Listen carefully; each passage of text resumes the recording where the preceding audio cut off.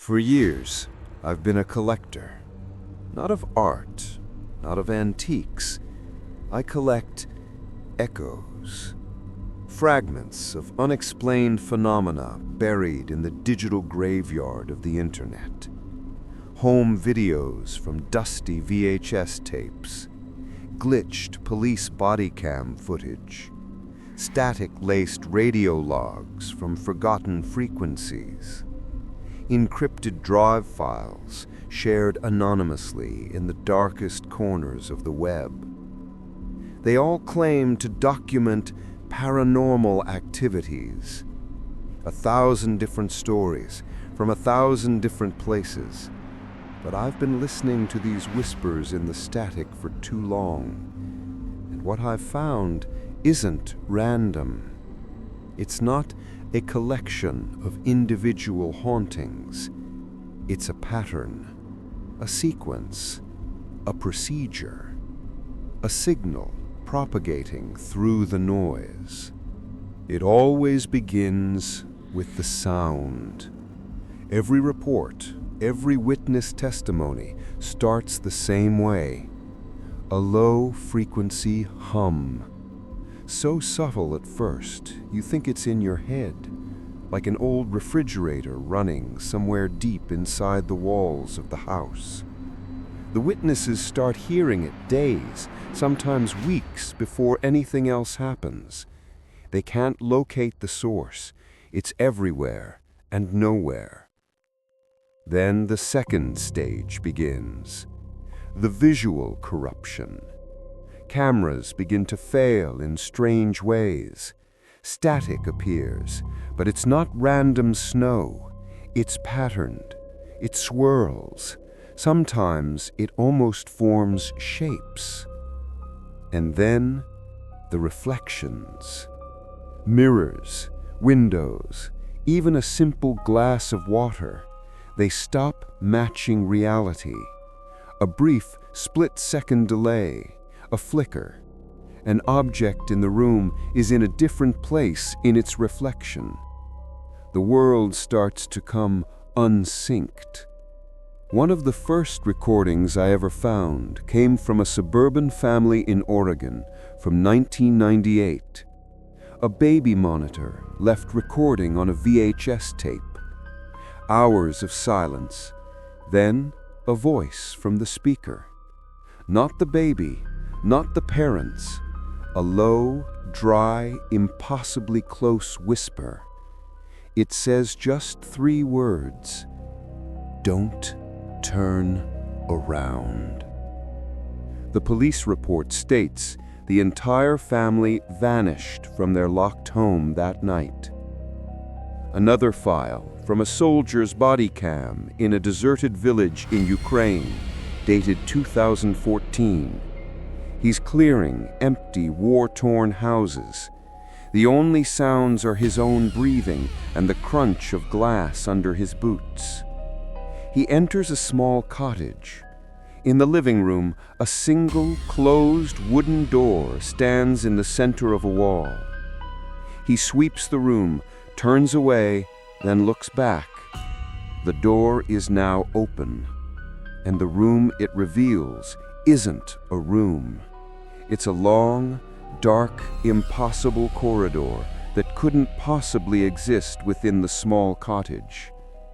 The soldier stands frozen for a full minute. Then he slowly, deliberately turns off his camera. His unit reported him missing in action. The body was never found. And a final piece, an audio log from a research outpost in Antarctica. A scientist, alone during the winter, documents the low-frequency hum. For weeks, his logs are rational, analytical. Then his tone changes. He starts whispering. He says the ice outside his window is reflecting the inside of his room, but with him not in it. In his final frantic recording, he screams that something is mimicking his own voice from the radio perfectly. "It's wearing my voice," he cries. "It's wearing my face." And then, silence. Every case ends the same way. Witnesses disappear. The locations, the houses, the villages, the outposts are condemned, quarantined by men in hazmat suits, or simply burned to the ground, erased. I thought it was all just a collection of terrifying, disconnected stories. Until last night. I was analyzing the audio from the Oregon baby monitor, trying to isolate the whisper. I ran the file through a spectral analysis program, filtering out the static. And beneath the whisper, I heard something else. Another voice, faint, buried deep in the noise. A voice that sounded familiar. With trembling hands, I isolated it, and I heard my own voice. My own voice, recorded a year ago for a different project, was embedded, impossibly, in that tape from 1998.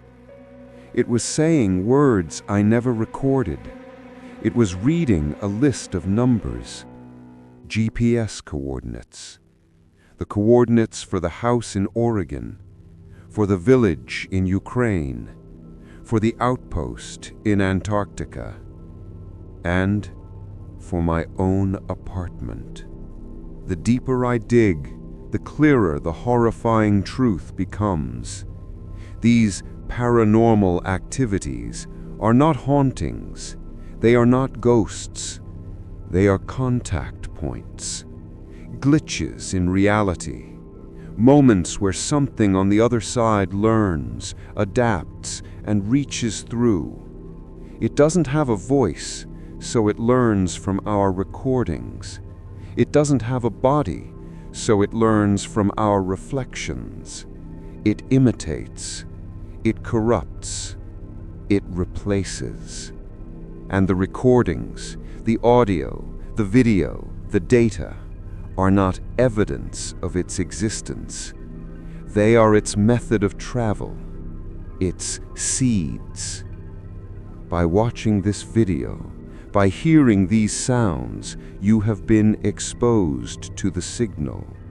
You have downloaded the first part of the sequence. You have opened a door. And once the door opens, it never closes again. Listen. Can you hear it? That low, quiet hum? It has already begun.